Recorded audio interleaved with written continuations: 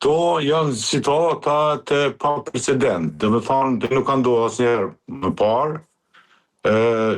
Herave tjera nga praktika ime parlamentare, dhe thotë kur është të propozohet, nominohet një kandidat për kryetar për vendi, është nominuar. Kjo ka ndodhur për herë të parë në historinë parlamentare të Republikës Kosovës. Përgjegjësinë kryesore mban partia më e madhe, ajo e cila ka prioritet për kandidimin e një kandidati dhe zgjedhjen e kryetarit,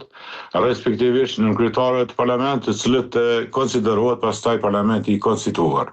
I përsëritur, dhe më thonë mesazhi i përsëritur për opinionin publik se partitë politike duhet të jenë në nivel detyre, kanë obligime ligjore dhe kushtetuese të i konsiderojnë institucionet e shtetit, që shteti të shkojë përpara, përndryshe kjo mënyrë do të thonë degradon shtetin, krijon anarki dhe do të thonë miqtë tonë ndërkombëtar që na kanë ndihmuar i zgjenjen. Andaj u bëj apel edhe herë, do të thonë që ata duhet të konsiderojnë të gjitha organet e shtetit, duke filluar prej parlamentit si organ më i rëndësishëm, pastaj qeverisë dhe presidentit. Tendencat në bazë të si e shohën se këto janë probleme më shumë politike, në vullneti politik sa probleme kushtetuese,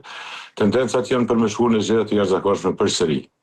sipas mendimit tim. Po mendoj për atë arsye se nuk ka konsenzus, nuk ka marrëveshje me partitë politike, nuk ka ndonjë reciprocitet dhe nuk ka ndonjë respekt të ndërcjellët mes opozitës dhe pozitës dhe